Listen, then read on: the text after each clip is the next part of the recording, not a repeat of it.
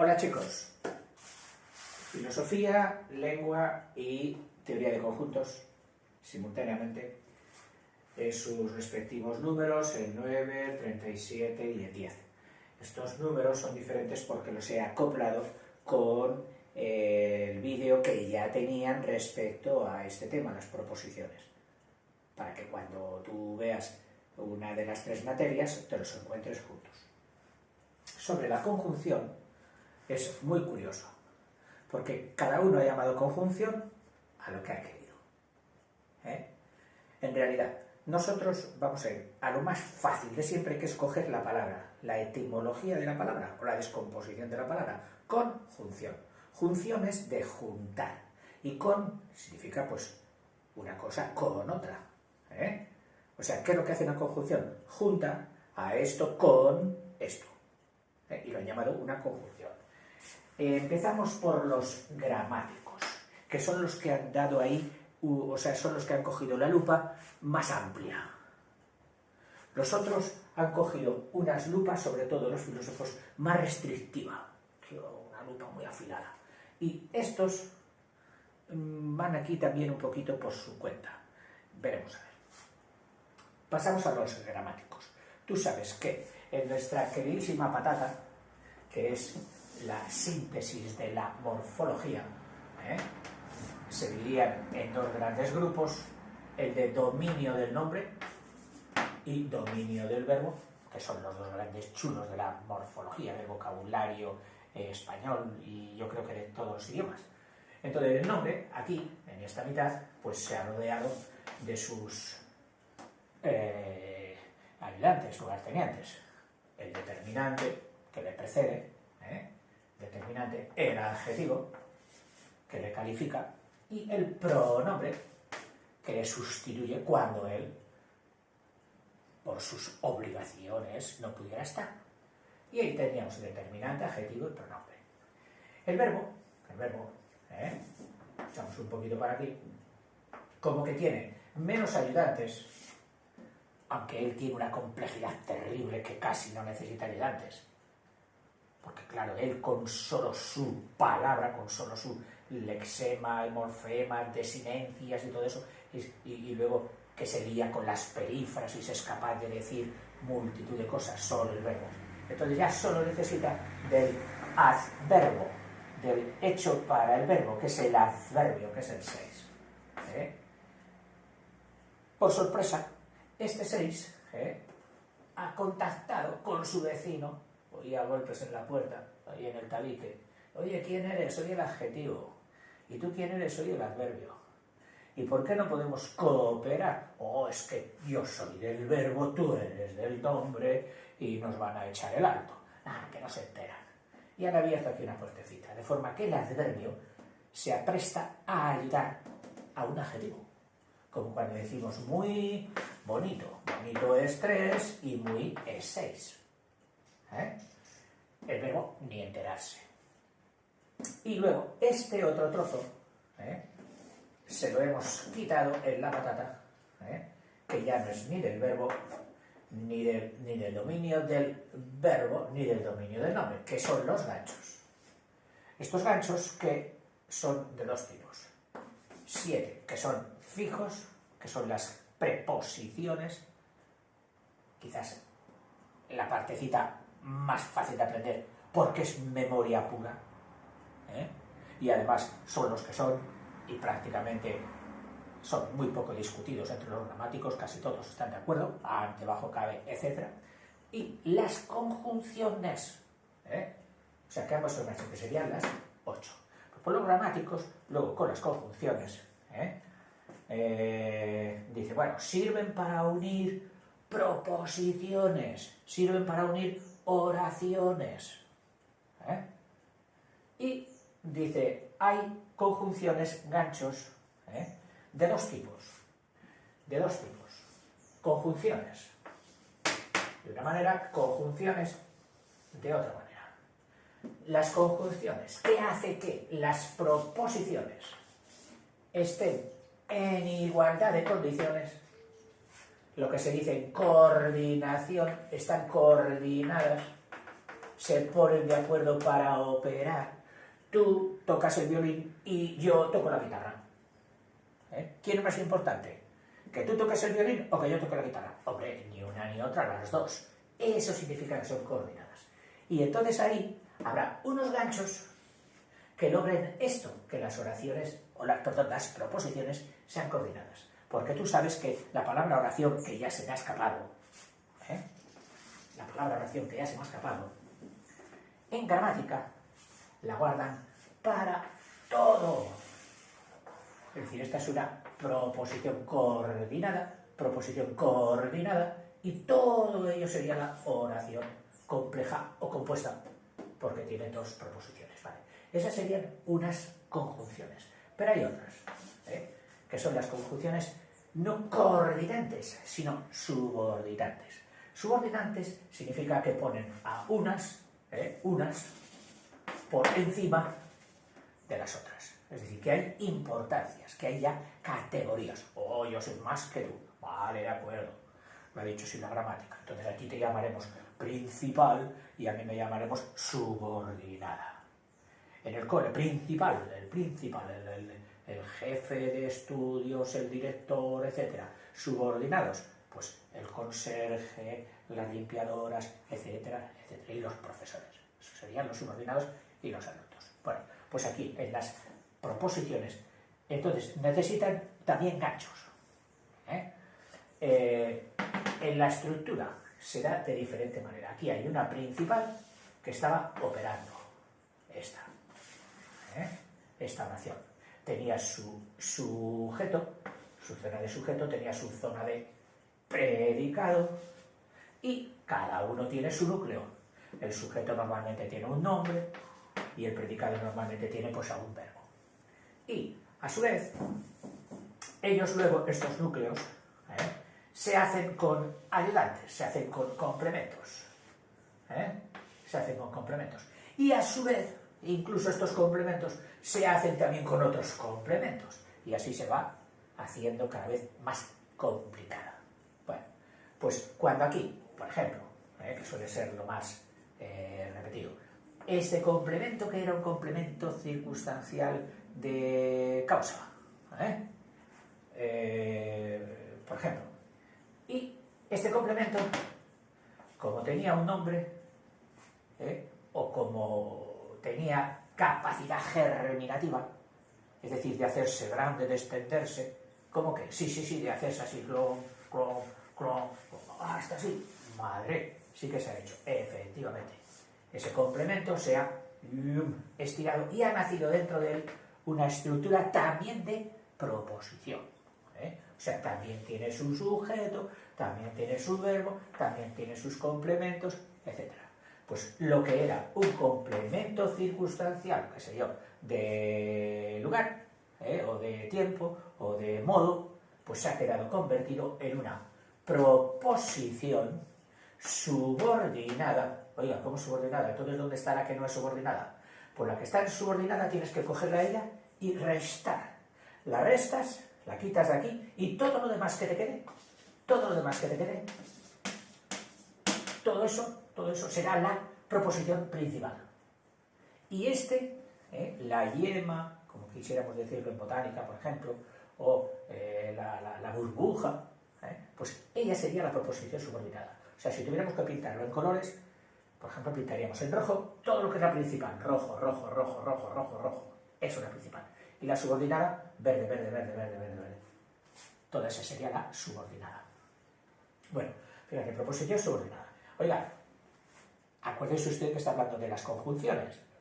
No se olvide, eso es lo que quería decir. Pues resulta que para unirse todo este dominio rojo con este dominio verde, hay aquí un gancho, un cordón umbilical, como si el verbo fuera la madre y fuera la hija. Este gancho es una conjunción, un 8. Pero ya no será un gancho coordinante, sino un gancho subordinante. Por eso que cuando busques en internet conjunciones, pues te las vas a encontrar divididas en dos grandes grupos. Conjunciones coordinantes y conjunciones subordinantes. Y voy a echar un poquito ya a andar más deprisa, porque si no nos digredimos o hacer digresiones. ¿Qué sería? Digresionar. Ahora no me sale el verbo. Bueno, conjunciones coordinantes. Las conjunciones coordinantes más importantes, te las voy a poner aquí, para los gramáticos son las copulativas, cuya conjunción más emblemática es la Y. O sea, si te encuentras la Y, ya tienes que estas son coordinadas copulativas. Otras, las disyuntivas con la O, que a veces como cuando vas a hablar ponemos un acentito para confundirla con un cero, serían las disyuntivas. Y luego otras que van con el P, que serían las adversativas, adversas, contrarias, porque cuando esta dice en un sentido, bueno, sí, pero hay que ver que, ¿ves? Una dice a favor y otra dice en contra, adversas. Entonces además las adversativas, hemos dicho que estas serían las de O y estas serían las de pero. Muy bien. Y con eso los gramáticos ya tienen. Y ahora vendrían todas las subordinadas.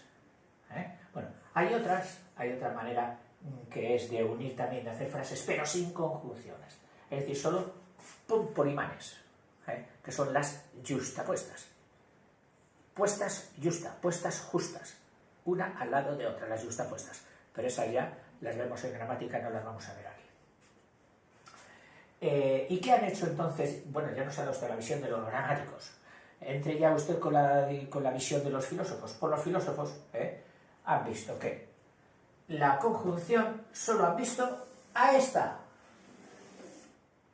Solo han visto a la coordinada copulativa de los gramáticos. Oiga, ¿y la O? Sí, la O también la han visto. Pero ya no la llaman conjunción. Oiga, pues los gramáticos sí, dicen que es una conjunción disyuntiva. Bueno, pues los filósofos no. Los filósofos han visto, te digo, han visto lo de la I y han dicho que eso es la conjunción. Solo ella. Han visto a la O, que es la disyuntiva de los gramáticos, y han dicho que de conjunción nada, que ya no junta, que ya disyunta, es decir, junta, separada, como aquí, bueno, sigo, o sea, disjunta, separa. ¿Con qué separa? Con una O. Y entonces las llaman la disyunción o disyuntiva. Y luego, la adversativa no la han querido. No la han querido. Y se han cogido una de las subordinadas. Una de todas las que hay, adverbiales, temporales, tal, se han cogido una, que es la... espera, que no me sale ahora el nombre. Condicional. La condicional. La condicional que tiene como principal, sin acento, el sí pero sin acento, la condicional. Condicional. O sea, estas son las tres que han cogido los filósofos. La conjunción, la disyunción y la condicional. Y la conjunción, que también la llaman de alguna otra manera que veremos. Bien. Y por último, los de teoría de conjuntos. Por los de teoría de conjuntos, dicen, sí, los conjuntos se pueden unir. Oye, pues únelos con la I y llamaslos conjuntos copulativos. Pues no. Han dicho este conjunto se puede unir sus elementos con este otro conjunto, pero es que resulta que este conjunto, el conjunto A, el conjunto B, el conjunto A tiene dos elementos que están también aquí, que no son diferentes, que son el mismo. Claro, en el dibujo no podemos poner dos fotos del mismo elemento. Entonces, ¿qué hacemos? pues este hay que identificarlo con esto. Es decir, este se pone ahí, este se pone ahí. Con lo cual, este conjunto, para tener a ellos dos, hace así. Los otros elementos son propios solo del A y estos elementos son propios solo del B. Pero para la unión, para ese concepto de unir, conjuntar, ellos dicen que la unión de estos dos elementos será todos estos elementos, más todos estos y más todos estos. Es decir, que será todo esto. El cacahuete, como dice mi nieta. El cacahuete. La unión.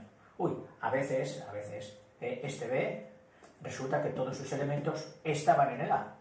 Con lo que el B acaba en la barriguita del A. ¿Por qué? Porque tenía este elemento, este elemento, este elemento, este elemento, que también eran todos elementos del A.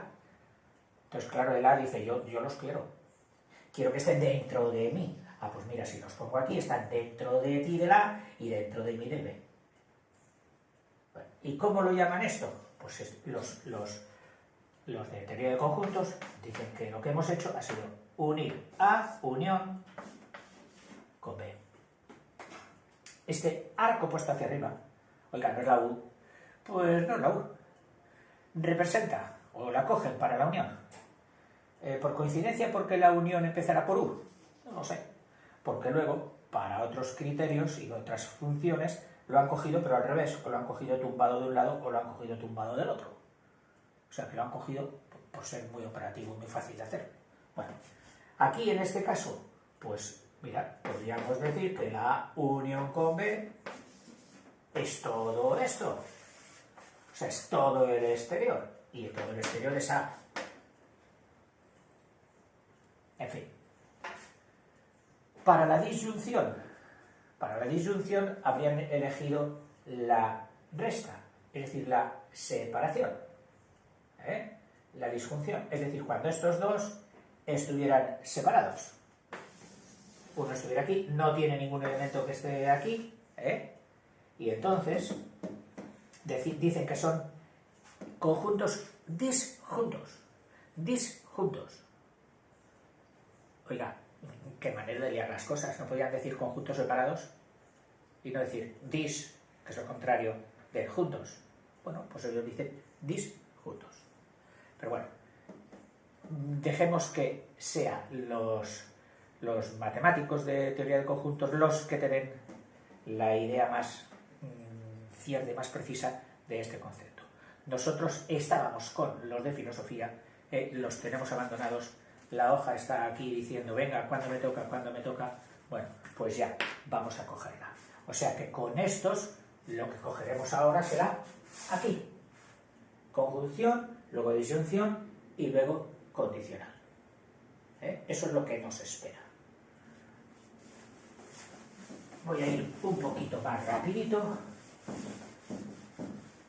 Te he dado la visión de conjunto de lo que tú te puedes encontrar con la palabra conjunción, así. Mira, a ti, para los filósofos, verás, la conjunción. Si se consideran dos proposiciones simples como el mar está en calma, eso sería una proposición simple, una P, simple. Una proposición, perdón, P minúscula, el nombre, que sería el mar está en calma. Y otra, sopla una ligera brisa, la Q. Sopla una ligera brisa. Podemos utilizar la conjunción copulativa. Ay, ahora se ha cogido la nomenclatura de los gramáticos, ha dicho conjunción copulativa. Y la Y, para combinar ambos enunciados y formar la proposición compuesta, el mar está en calma y sopla una ligera brisa. Es decir, que cojamos esta. Que las conectemos con la conjunción copulativa y esta sería la P, esta sería la Q y obtenemos la proposición la proposición compuesta, la P compuesta, de el mar está en calma y sopla la ligera brisa. Dice, serán a un tiempo, es decir, qué condición qué está añadiendo de significado. No solo es el sumatorio, sino que nos está diciendo que esto ocurre al mismo tiempo, porque al utilizar el presente para las dos, ya las está uniendo en el tiempo. Si llega a utilizar el presente en uno y el pasado en otro, o el futuro en otro, ya nos estaría uniendo, pero ya no nos daría la idea de simultaneidad, de que suceda eso en el mismo tiempo. Por tanto, el enunciado compuesto es verdadero cuando lo son simultáneamente cada uno de los enunciados que los componen. Es decir, dice, por lo tanto, si este es verdadero y este es verdadero, la conjunción de dos verdades nos da una proposición compuesta también verdadera. También verdadera. Si se representa por P, el primero, el mar está en calma, como hemos hecho nosotros, y por Q, el segundo enunciado, sopla una ligera brisa, el enunciado compuesto, el mar está en calma y sopla un ligero, se denomina conjunción de P y Q. Esta es la conjunción. ¿Qué es esto? Esto se llama la conjunción.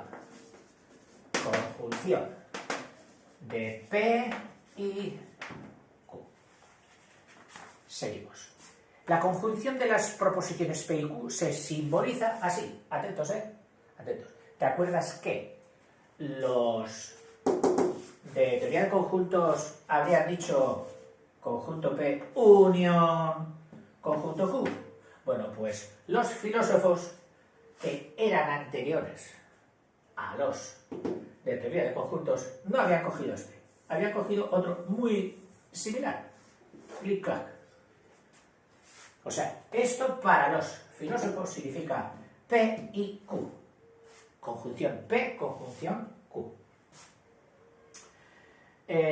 Y respecto al valor de verdad, es decir, respecto a el valor de verdad de la compuesta, si va a ser verdadero o falso, si la conjunción P y Q de las proposiciones P y Q es verdadera cuando lo son simultáneamente P y Q, y es falsa en caso contrario. Es decir, que al hacer la tabla tendríamos P, bueno, sin esto, Q y P unión O y Q.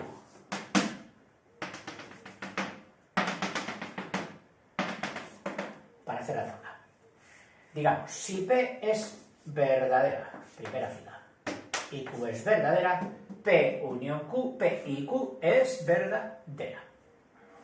Si P es verdadera, pero Q es falsa, señores, P unión Q es falsa.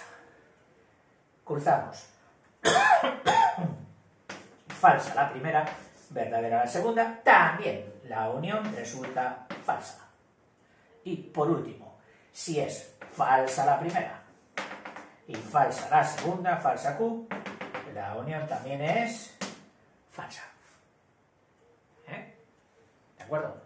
O sea que en estos, oiga, ¿y cómo sería en realidad? Pues mira, el mar está en calma y tú dices, sopla una ligera brisa y te lo has inventado de todo, que va. Si hace una calma chicha, no sopla el viento de ningún lado, están las banderas así caídas. O sea que está falsísima. Bueno, pues tendrías este caso en que esta, el mar está en calma, sería verdadera y esta sería falsa. Pero ¿cómo es la unión de todas? Oiga, pues no podemos decir que la unión de todos sea verdadera habiendo una parte que es falsa. Pues entonces todo el conjunto es falso.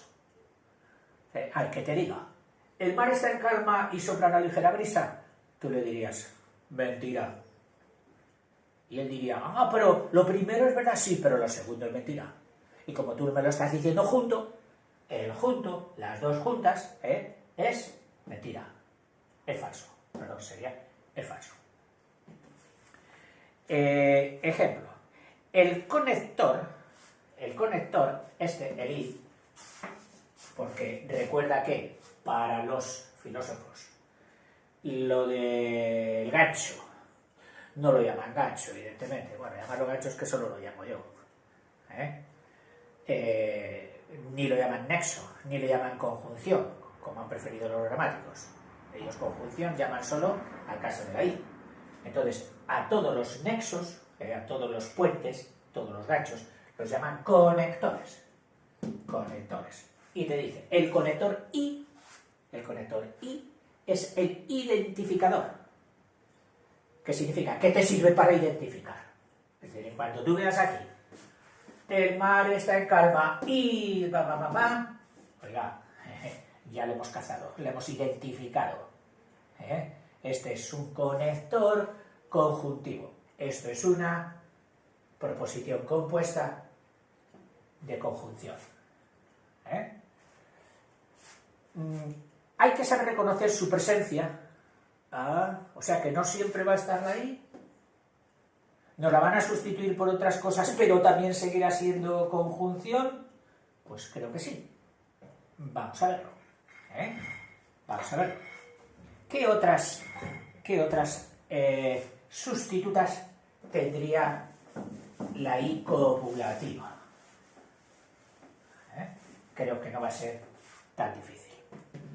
Dice, por ejemplo, si se hace la conjunción de más de dos enunciados, solo se expresa generalmente antes del último, que es lo que te han dicho a ti para redactar. Cuando tú de pequeño redactas y dices, mi papá vino al campo y mi mamá se quedó en casa y mi abuela fue tal. Es decir, que estás poniendo 1, 2 y 3, y entonces tú, claro, las unes por i.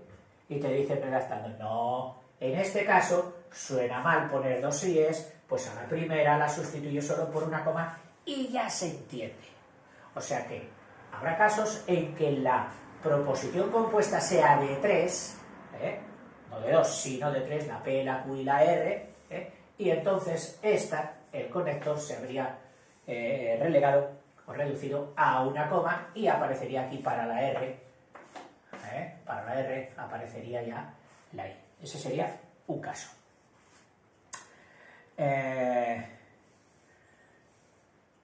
También se omite a veces por asíndeton. Caramba, asíndeton. O sea, se omite la I, han dicho fuera. ¿Pero por qué? Porque queremos hacer asíndeton. Oye, pues antes explícame qué es asíndeton. Pues mire, hijo, asíndeton es una palabra que está hecha, no siendo muy larga, está hecha de 3 piezas. El A, el sin y el deton. Y luego la C en estrújula, asíndeton. El A significa sin. Vale, oiga, ¿no será mejor darle el sin al sin? Pues no. El A, el sin. Este sin, entonces, ¿qué significa? Pues con. Vale, parece que todo lo contrario. Y el deton, que viene del dein griego, como casi siempre, que significa ligar, unir. O sea que si tú quitases el A y vieras sin deton, significaría con ligamento, con cola, con unión. Y si vieras a sin deton, pues significaría sin ligamento, sin cola. Es decir, que, chico, lo han dejado así separadito por una coma, y eso sería asíndeton. Ejemplo, ella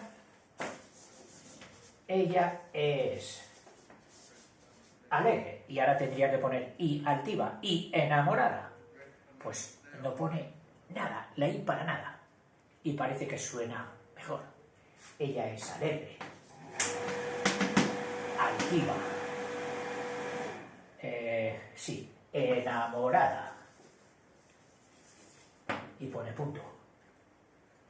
Y no han utilizado ningún conector. O sea, ¿qué ha practicado? El A sin deton.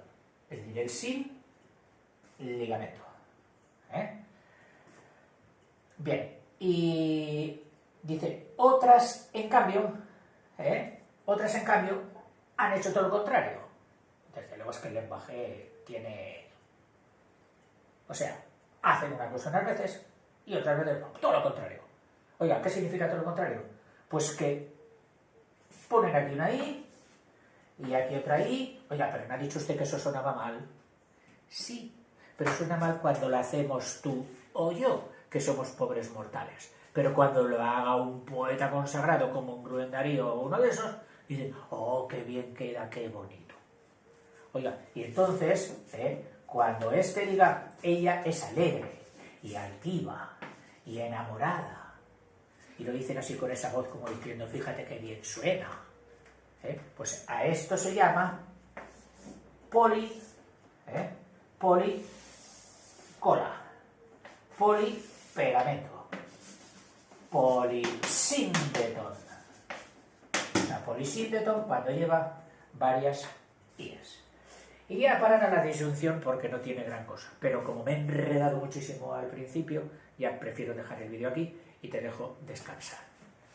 ¿De acuerdo, chicos? Venga, hasta luego.